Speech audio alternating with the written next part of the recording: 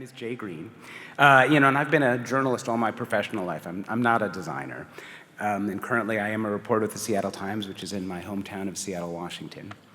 And prior to that, I was the Seattle bureau chief for BusinessWeek magazine, and BusinessWeek is the most widely read business publication in the United States. And between those two gigs, Penguin published this book of mine, Design is How It Works, and it's about design and innovation and how companies can succeed through design. And one of the great things about being a journalist is the opportunity I have to write about experiences that most folks don't typically have. And as I worked on the book, I really wanted to make sure that I lined up as many of those as possible. I kind of figured that, at the very least, those anecdotes would make for great storytelling. And early in the process of the book, I knew I wanted to include Porsche. And so when I chatted with my contact at Porsche, I told him that I really wanted to speak with the executives and the designers and the engineers at the company. But I also said I wanted to experience driving a Porsche. And he pretty quickly got my drift. And he said, when I visited Germany to meet with the folks at the company, I should set aside a bit of time to travel to Leipzig. And that's where Porsche has a test track. And he said if I could find that time, he told me I'd get the chance to drive a 911 Carrera S around the test track really, really fast. And on the other end of the phone, he heard my most professional voice saying, thank you so much. That sounds like a terrific opportunity. What he couldn't see, of course, was me on my end of the phone doing the Snoopy dance and pumping my arms. And so a few months later, I was in Leipzig and sitting behind that beautiful British racing green 911 Carrera S next to a race instructor named Guido Majewski. And Guido took that photo, and I was flying. Man, about a half dozen or so laps around that track. I was actually a bit woozy. Kind of like I'd ridden a roller coaster one too many times. But it was really an amazing experience, pushing that car as hard as I could, or at least as hard as I dared. So let me bring that back to my book, right? Why does that matter, right? How does that relate to design?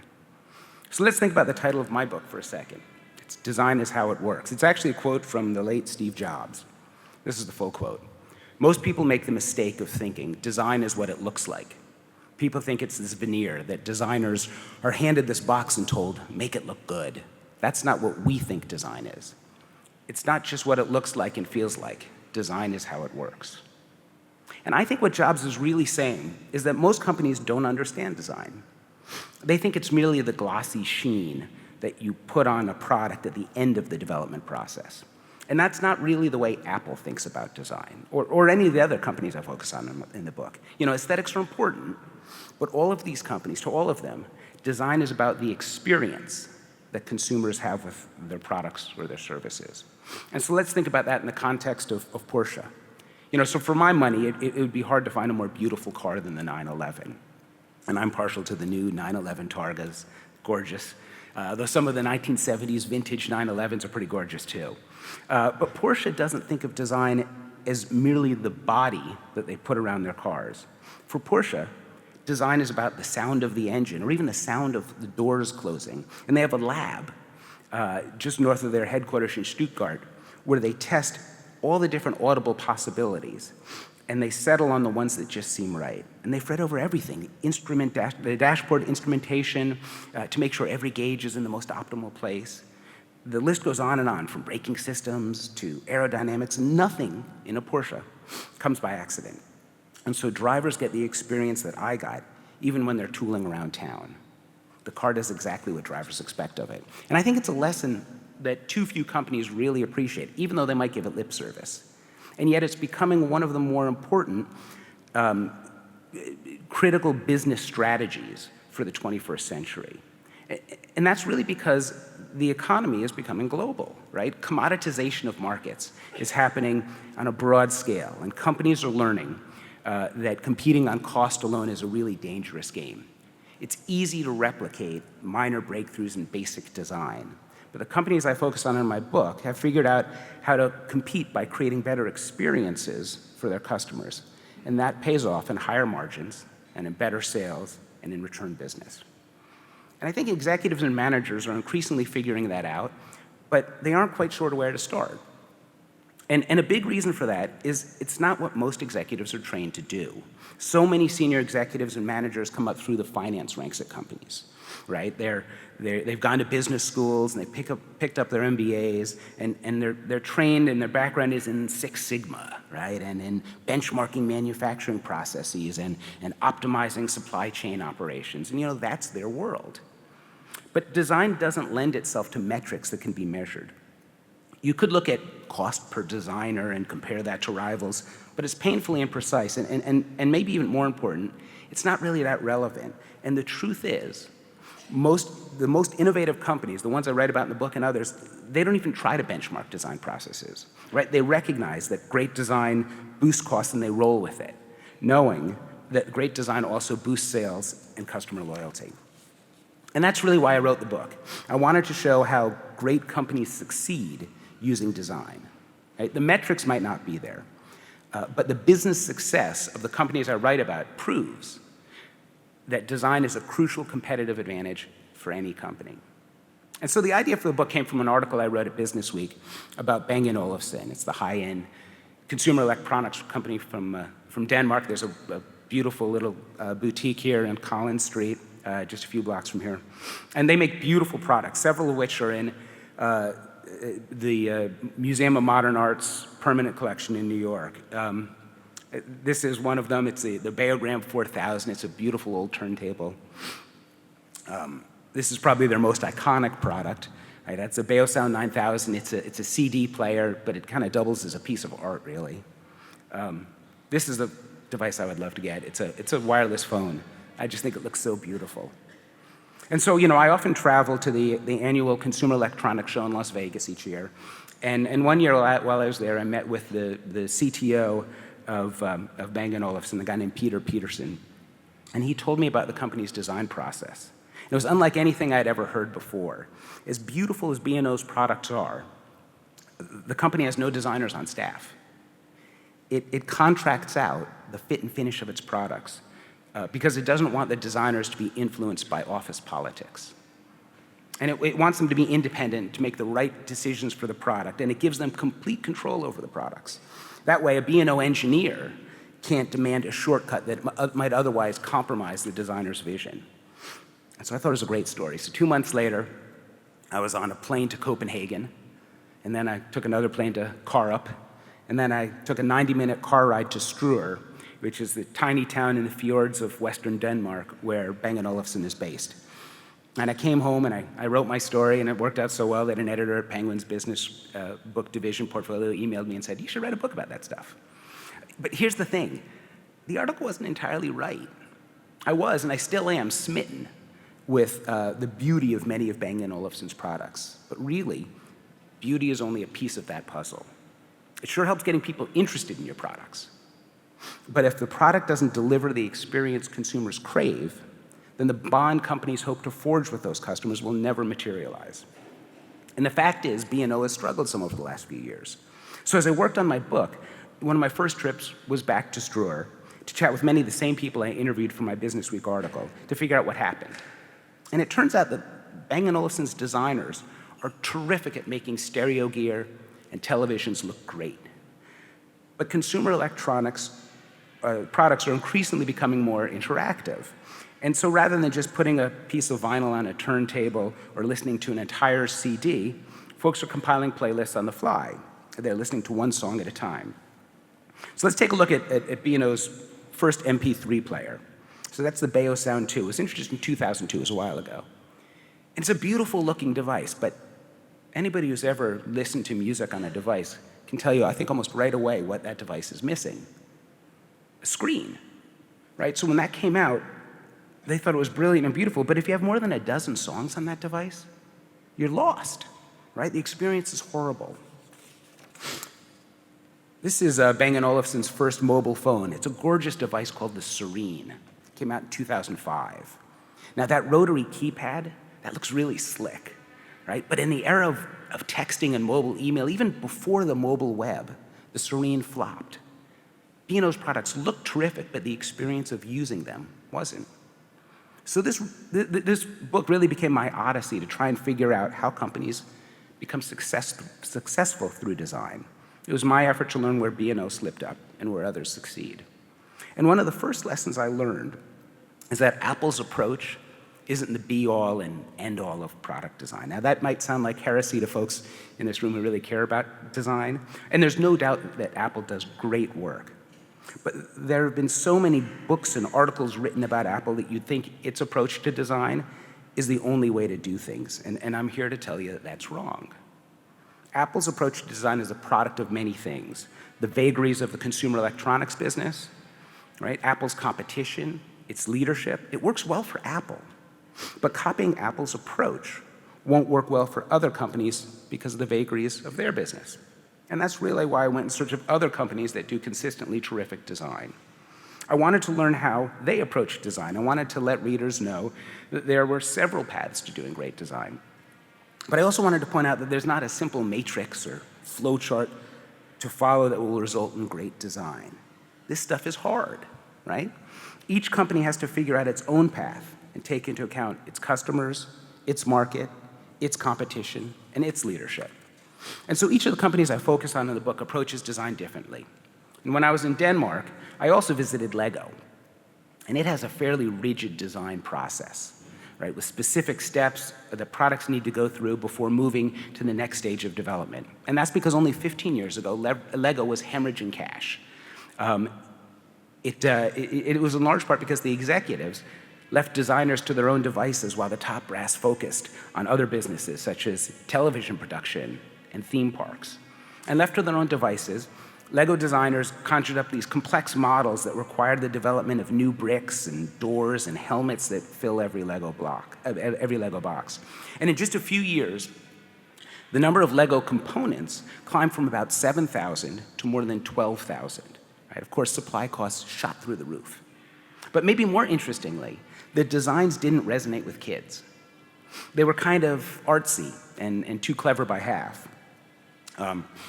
So this is what a fire truck in the Lego City line looked like in 2001. It's kind of a futuristic hot rod, right? And it looked totally cool to the adult designers. But kids hated it, and the model bombed. So things changed when Lego put some constraints on their designers. Right, the company started forcing designers to follow a formalized design process from ideation to prototyping to manufacturing with a whole bunch of other steps in between that I'm leaving out. But what's more, the company reduced the number of components back down to 7,000. And with those constraints, Lego designers came up with a new fire truck in 2005. It kind of looks like a fire truck, doesn't it? Kids loved it. And in fact, the Lego City line is one of the biggest pieces of the company's revenue once again. And Lego, by the way, has become one of the most profitable toy companies in the world. Now, the point here isn't to say that companies need to constrain their designers. In fact, the opposite can work too. So let me talk about another company in my book that's thrived with a free-form approach to design. It's a small company called Ace Hotels. It only has about 7 hotels right now, and I encourage you, if you're ever in New York or London or Los Angeles or Seattle, to check into one of its hotels. And I should probably stop here and say, I know Westin is a sponsor for this conference, so Westin's good too. But the folks of Ace have taken run-down buildings and kind of spit polished them more than refurbished them. And the hotels have a lot of well-worn charm. The Seattle Hotel is let's see if I can do this right, is a former maritime flop house on the edge of downtown. And it's furnished with items from a demolished nursing home and the old Boeing surplus outlet in Seattle. And they've added creative touches such as paintings in the rooms by graffiti artists. The New York hotel uses plumbing piping instead of closets for hanging garments. It picked up an 18-foot laboratory work table at a flea market for its public workspace in the hotel's lobby. And the hotels are hip, and they have a feel of an apartment I wish I had when I was 22. And they've won tons of kudos from the design press. But Ace doesn't have a formalized design process that even remotely resembles anything at Lego. In large part, that's because it's a small company that flourishes on the collective creativity of its founders. They see something at a flea market, they have a feel it'll work in their hotels, and they buy it. The point I'm trying to make is that there's no simple formula for design. Lego doesn't have it, Ace doesn't have it, and neither does Apple, right? They each follow a path that's best suited to their specific needs. And that doesn't make things easy for companies that want to pursue design as a business strategy. But I'll tell you one of the things these companies have in common, and it's a culture that both demands and nourishes great design. So I spoke with John Barrett, the chief executive of Teague, which is a design firm in Seattle, and he was a previous speaker at this conference a few years ago. And I asked him about this, and he said, an iPhone is not a product, it's a manifestation of a culture. Now, a lot of executives give this lip service, and few really appreciate how to do this. The companies that do great design universally have CEOs and senior executives who really embrace the importance of design. They may not be designers themselves, though some are, but they give employees a mandate to take risks in order to come up with the most innovative products. And as I say, it can't be lip service. Taking risks means failing sometimes. And every single company I focus on in the book accepts the occasional failure as the cost of being creative. And rather than burying those missteps, they build them into the company's folklore so that others at the company can learn. So let's consider another example from my book. It's a company called OXO, and they make kitchen gadgets and gardening tools and office supplies. And OXO's modus operandi is addressing pet peeves. They like to say if a customer doesn't have a pet peeve, they don't have a product. A while back, the folks at OXO identified a pet peeve that I bet still exists for a lot of you today. They recognized that most travel coffee mugs spill easily, and the ones that don't are really hard to open. So they set out to make a watertight mug that folks could just throw into a bag without spilling. And just to make it even more convenient, users had to be able to open and drink the mug with one hand so they could drive with the other. And I realize I'm doing this the American way here, so anyway. It took the company 2 years to come up with the first working prototypes. The mug had a lever that users could squeeze near the top. It looked great. And conceptually, it seemed just right. And just before the mugs were going to be mass-produced, the CEO visited the factory in Taiwan where the first samples came off the line, and he grabbed one, and he filled it with hot water. And he held the mug upright and squeezed the lever. Everything worked perfect. Then he thought, users might tip the mug before squeezing in the lever to take a sip. So he closed the mug, tilted it away from him, and squeezed the lever again. And this time, scalding hot water shot across the room. So what happened? It was a lesson in physics. When the mug is held upright, the steam, which wants to escape, has nothing blocking its path when the hole opens on the top of the mug. But tilting the mug puts liquid at the opening. And so the steam has to push through to escape, and it creates this geyser of hot water. It was a lawsuit waiting to happen.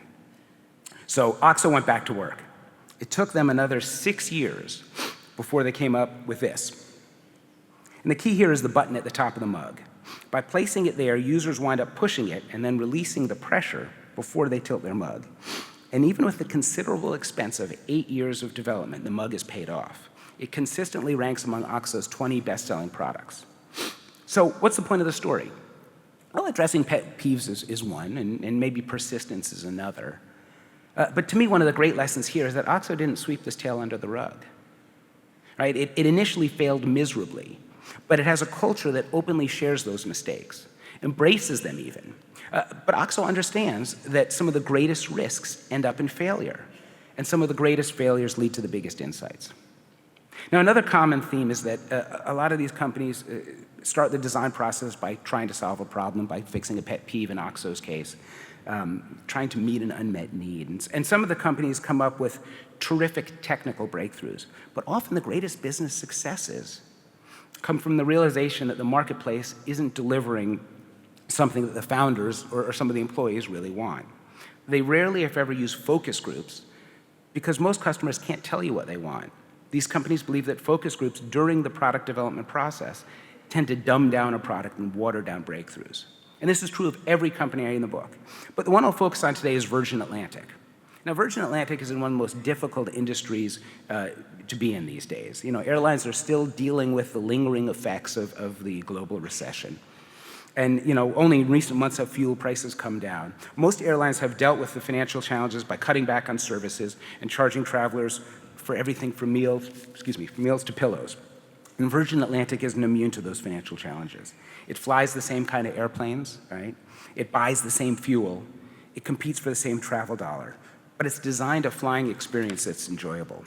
So for the book, I spent some time talking with Richard Branson. And to hear him tell it, most airlines don't understand the business that they're in.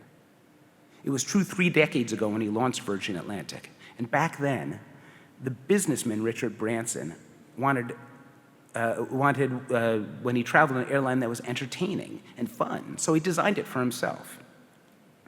This is what he told me. When we decided to create the kind of airline that myself and my friends would like to fly on.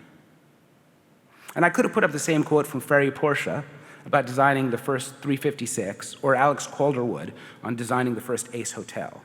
Now at Virgin, that experience that Branson wants starts with little details like mood lighting. Virgin Atlantic has 14 different lighting settings on its flights to create the right atmosphere. It's developed a clever seat in first class whose back flips over into a complete lie flat bed, not one that's slightly tilted. And that chair has won several design awards. It even has cutlery that's cheeky. Now, you might not be able to read this, but that cheese knife that they hand out has the words finest stainless steel etched into it. But steel is spelled S-T-E-A-L. So that's not a typo. The folks at Virgin Atlantic found that travelers were swiping their knives. But instead of trying to figure out how to stop it, they decided to roll with it, and figuring it'd be a clever way to market the company. They're actually encouraging petty theft. So individually, you could write off each one of these things as a fetish, right? But collectively, they stand for what Branson wanted to create 30 years ago, entertaining air travel. Think about that for a second. When was the last time you really enjoyed being on an airplane?